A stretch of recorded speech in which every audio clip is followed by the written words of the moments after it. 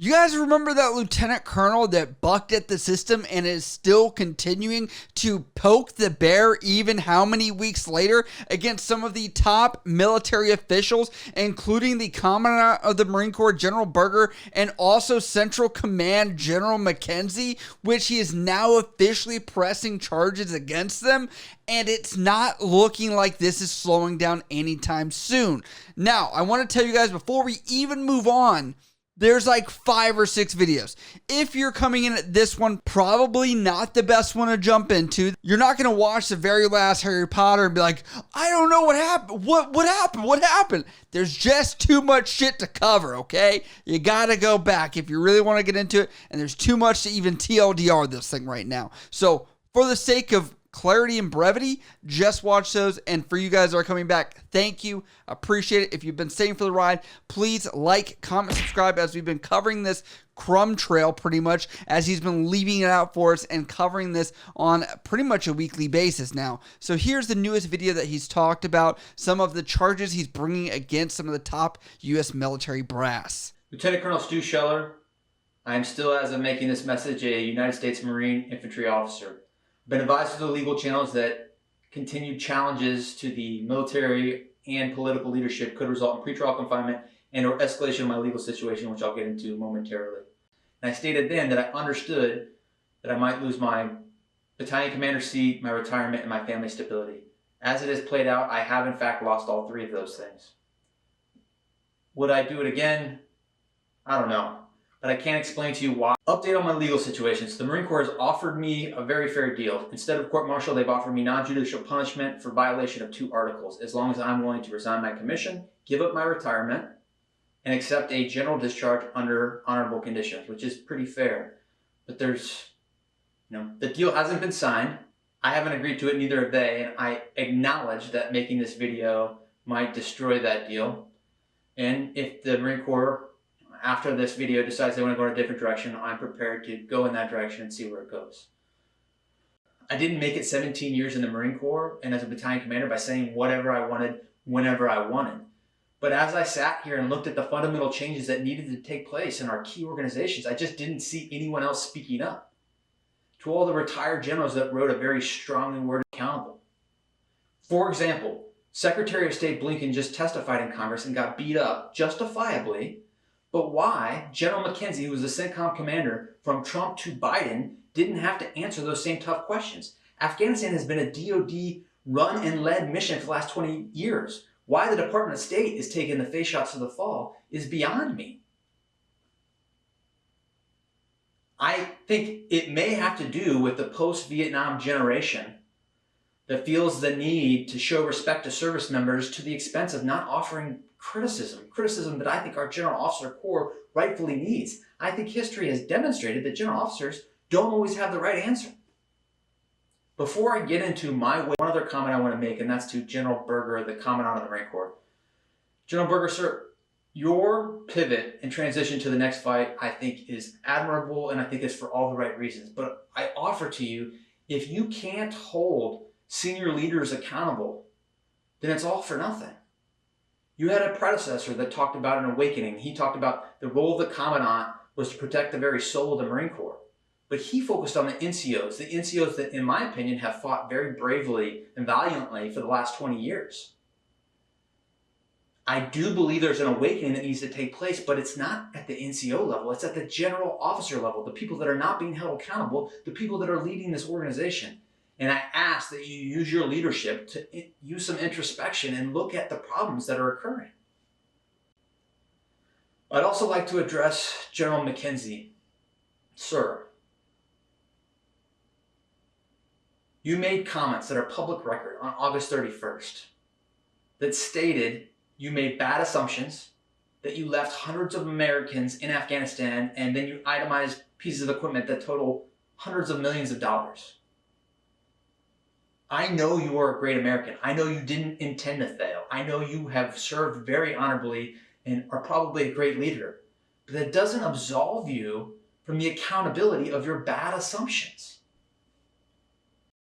I'm going to make a mini assessment because it's going to be too hard to backtrack here, but I want to tell you there's a couple things I took away from this video. One, Why does he look so defeated in this video when he says he doesn't know if it was worth it and it was after losing career, position, family, etc.? Like, you could just tell he looks down to the left and that he's very upset or distressed at this topic here. But the Vietnam post-military era where we like put military on pedestals, I understand why that could be seen as a negative thing. We can't just say the military does great things all the time, but I can say that there are two ideas that can exist, and that is we can appreciate the military, and the military can also hold itself accountable, or at least other people should be able to do that as well. The military's had to pivot from this part of the world to a Chinese threat, which is probably going to happen on an island hopping campaign of some kind, or on the water essentially.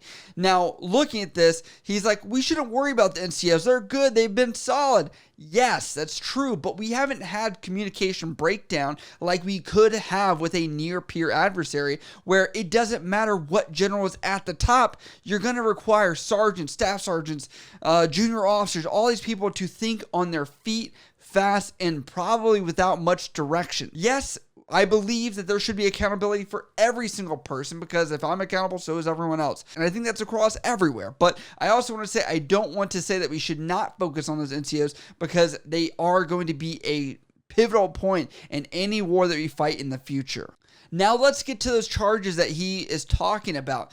Now, I will tell you that he has reached out to officials that are in the military legal system that do have some know-how, or are able to navigate this sphere a little bit better than he is. Obviously, he is an infantry officer, not a JAG officer, to navigate this and understand how everything works. He does say in the video he does read the Uniform Code of Military Justice, the military law, in order to understand this better, which has made him start thinking that he should bring charges against General McKenzie, which is the Central Command leader for that region, during the loss of life that happened for those 13 individuals. And when he does reach out for advice, it does get quite interesting, because the lawyer says this as one of the top defense military lawyers in the system, and this is what the text says. Hey, I need a JAG officer, not you, willing to swear in an official statement / charge I plan on delivering tomorrow. Please advise on a time.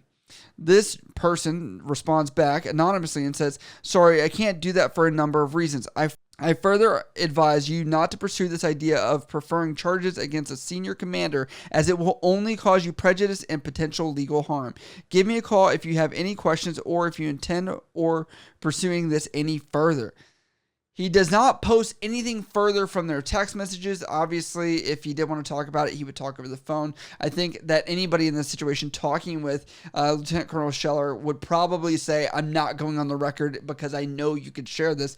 If a JAG officer were to help him on the inside of the system, what would that mean for ramifications towards their career, etc.? The charges that he brings are 13 charges for all 13 lives that were lost during that day, which the charges on his Facebook do say this. Specification 1, dereliction of duty through culpable inefficiency in the General Kenneth F. McKenzie, Jr., United States Marine Corps, United States Central Command, on active duty and subject to the Uniform Code of Military Justice between on or about 1 July 2021 and on or about 20 August 2021, who knew of his duties as a commissioned officer while commanding the United States Central Command, was derelict in the performance of those duties, in that he, by culpable inefficiency, failed to supervise the withdrawal of United States forces from as it was his duty to do, and that such dereliction of duty resulted in the death of, and then all 13 members were named, one after another. From Task and Purpose that's talked about this and reach out to some officials as well. Stay tuned, I promise. It's quite interesting. According to Task and Purpose's article, it says, according to CENTCOM spokeswoman, Scheller's legal argument that all general officers are subject to the same military laws as other service members, and thus he can file charges against McKenzie, is faulty. Although any person subject to the UCMJ may prefer charges, only a commander who has court-martial convening authority may refer those charges to a court-martial, said Air Force Major Nicole Ferrara. Service members have the right to make allegations of wrongdoing against other troops, not to charge them under the Uniform Code of Military Justice. While anybody in the military can obtain a charge sheet, only certain people in the chain of command can initiate charges by signing it, he said. Each command has a designated charging officer in a Marine division. That person is typically the chief prosecutor. Did Lieutenant Colonel Scheller just almost expose the system as being a little bit flawed, as everyone has or could possibly have a bias to make sure this doesn't go any further, and that even though he does bring these counts up and file for a court-martial to occur, does this mean that they have their self-interest as far as a military officer not to do so, as a self-fulfilling beneficiary of not doing it? Is there a better way? Is this a flaw in the military justice system? I'm not an expert. I'm C-lawyering, and this is my interpretation.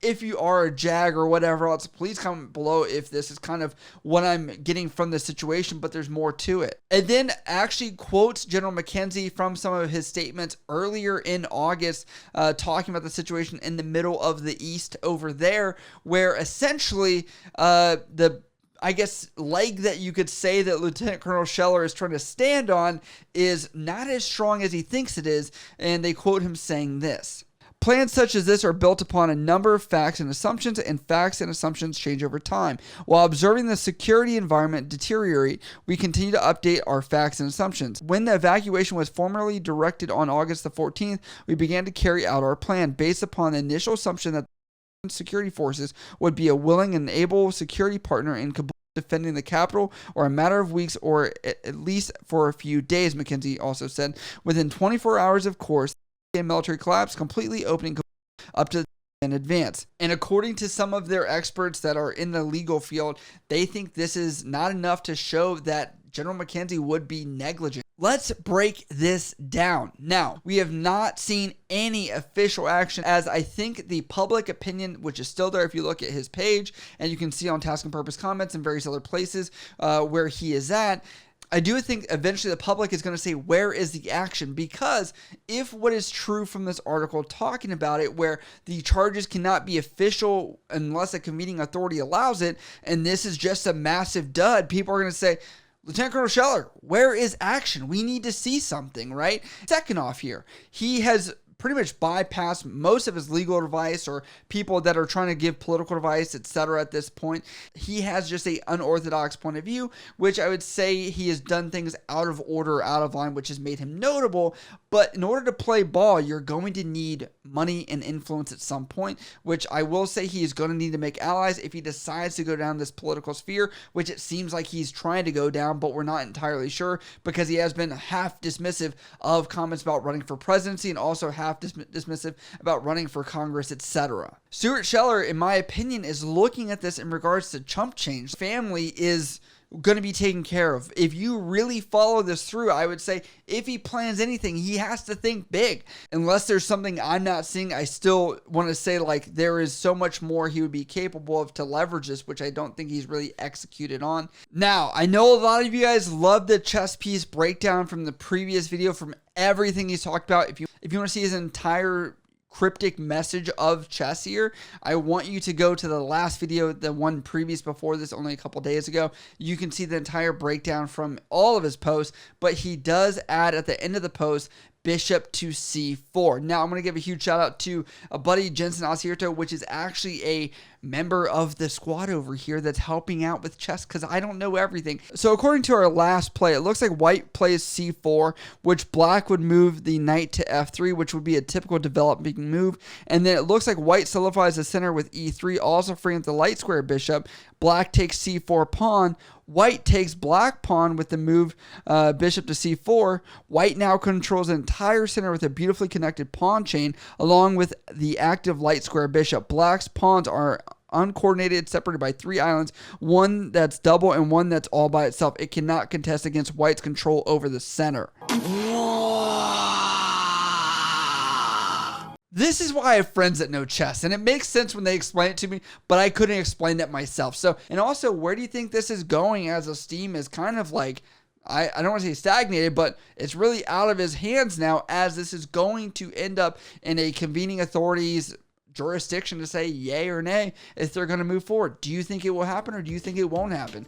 As always, if you guys support what we do here, you can go over to patreon.com for special perks and benefits, including monthly shoutouts and voting on upcoming videos as well, and supporting small creators like myself. On top of that, we also do have a YouTube join button below this video as well for special perks and benefits similar to that as well. But as always, if you guys have questions about this or anything else, you can always hit me up on Instagram, Snapchat, Twitter, or down in the comments below. I love you guys. I'll see you next time.